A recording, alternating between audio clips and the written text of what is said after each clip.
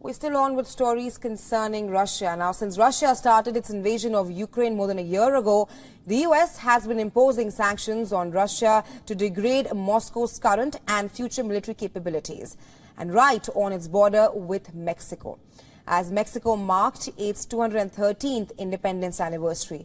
The Russian troops were seen participating in the military parade there. Mexico celebrated a new anniversary of the beginning of the struggle for independence with a parade led by President Obrador.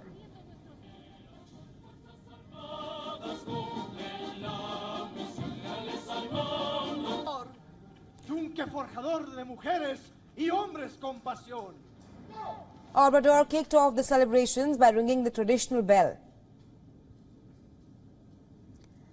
while the military parade was also attended by delegations from China, Colombia, Cuba, Ecuador, Nicaragua, Venezuela and Russia.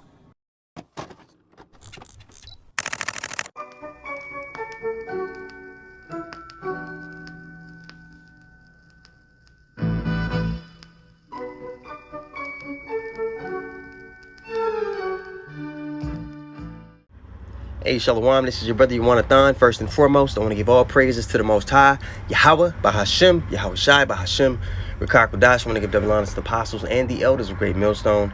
And I want to say Shalom to all the brothers and, of course, the few sisters who are pursuing this truth in sincerity. All right, may the blessing of election be upon your house. Yesterday, I seen 3 crickets attached to one another by the tail, 3 in a row. And you know, when the Lord, He often repeats things in the scriptures 3 times. And when the Lord, repeats things 3 times, it represents completeness. So I looked up what does cricket or locust biblically symbolize. And, of course, what came up was destruction. So complete destruction. All right. And I seen this clip the other day about Russia having troops in the Mexican Independence Day parades. So, complete destruction is on the way, man. That's what comes to mind. The Lord is going to fulfill what He's written. So let's go to Isaiah, the 13th chapter, and we'll start at the top and we'll jump around. It says, it's Isaiah 13:1, the burden of Babylon, which Isaiah the son of Amos did see. Lift ye up a banner upon the high mountain, exalt the voice unto them, all right, unto the governments, unto the rulers. Shake the hand that they may go into the gates of the nobles. And the leaders, of these countries, and especially the elites who oversee or handle, are the handlers of these countries or corporations. The gospel has reached them. They know the prophets are back. They know, their downfall is being prophesied. They know that, our kingdom is getting ready to be set up. So they're doing whatever they can, and they're scrambling to, get their case in order to align their plans so that they could try to overthrow the prophecies that the Most High set in place. All right, verse 3. I have commanded my sanctified ones, the elect. I have also called my mighty ones for mine anger, even them that rejoice in my highness. The noise of a multitude in the mountains, like as a great people, a tumultuous noise of the kingdoms of the nations gathered together. The Lord of hosts mustereth the host of battle. So the Lord is going to come back with His angels, and He's going to completely decimate these nations and these powers. And that's going to happen via, an intervention of World War III, as the nations are gathered in the valley of Jehoshaphat, Yehoshaphat, right, the Persian Gulf. All right, the elders last week, they went into Joel, the 3rd chapter after camp. Now, let's jump down here to verse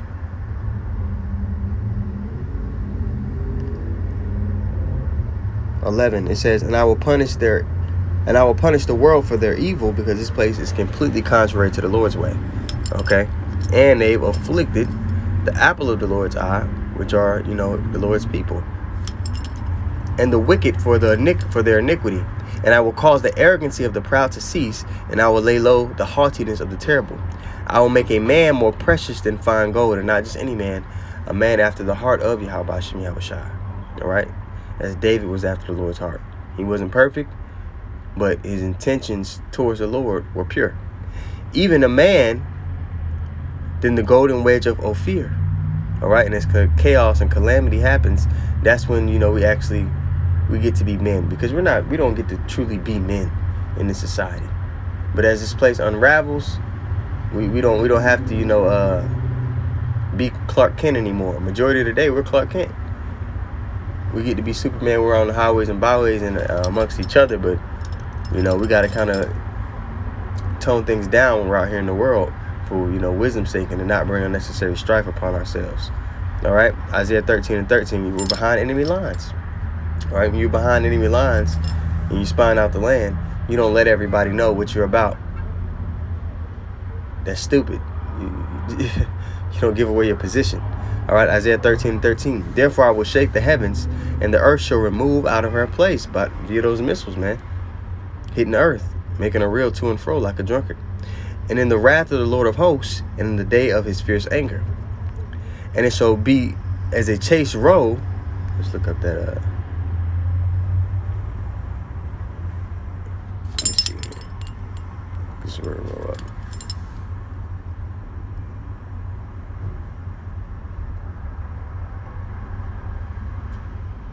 A gazelle. A roe is a gazelle. Tazabiah. Roebuck, gazelle, beauty, decoration. So it's going to be a beautiful destruction, a chased roe. It's going to be beautiful for us to see it. To those who are attached to the world, maybe not so much. All right? They shall every man turn to his own people and flee everyone into his own land. And you're going to see that as America begins to fall, as things aren't so sweet here. You know, people are going to, you know, revert back to, you know, to their own lands. A lot of people are leaving America. Shit, you got even Jake. You got a lot of Jake moving to West Africa, even though that's not going to help them escape the destruction. You got a lot of Jake moving to different places. You know, a whole movement, you know, with the passport boys. They're going to different places, man, trying to set up shop in the lands. All right? People are realizing this place was never all it was cracked up to be. Okay? Especially for us, the children of Israel. All right, Isaiah 13:15. Everyone that is found shall be thrust through, and everyone that is joined unto them shall fall by the sword. Man, everybody that is joined unto this whore. Their children also shall be dashed to pieces before their eyes. Their houses shall be spoiled, and their wives ravished. Complete and utter pandemonium, man. And you're talking about those troops, you know, in Mexico. America's not going to be that version that hasn't been touched by war anymore, man. She's going to know sorrow. She's going to know, you know, foreign troops on her land. She's going to know these things. Okay? Here in Texas, man, we're right on the border. The border's not too far, man. So it's going to be pressure coming from all sides on this place. And this little bubble that Americans have been in, man, it's going to be popped. The people here in America are going to know what it feels like to be one of those countries that America set up shop in. You know, bombing their shit, raping their women, because these troops, they go over to these other little places, man. These things go on. You know? All right, verse 17. Behold, I will stir up the Medes, the Russians. All right? Against them, which shall not regard silver, and as for gold, they shall not delight in it. There's not going to be a buy-off to get these people to stop. This place has to be destroyed. And the Lord's going to put a spirit in them, a vengeance in them to completely decimate this place. All right, verse 18. Their bows also shall dash the young men to pieces, and they shall have no pity upon the fruit of the womb. Their eyes shall not spare children. In Babylon, the glory of kingdoms, the beauty of the Chaldees excellently, shall be as when God overthrew Sodom and Gomorrah. And that place burns forever in memory. And America, too, is going to burn forever in memory. It's going to be known as the last captivity of the gods, lowercase g. All right, when the kingdom of heaven is established and we're brought back to our natural estate, our first estate, people are going to be like, oh, you know, Babylon the Great, that's where these people served the last bit of their punishment before their power restored them back to their natural state.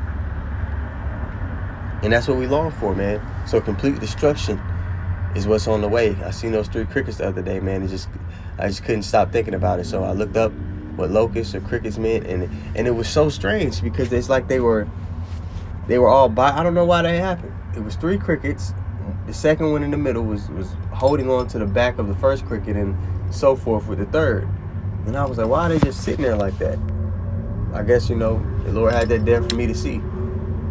So with that being said, man, Lord willing, the lesson was edifying. I want to give all praises once more to Yahweh, Bahashem, Yahweh Shai, Bahashem, Rakak Wadash. I want to give double honor to the apostles and the elders, a great millstone.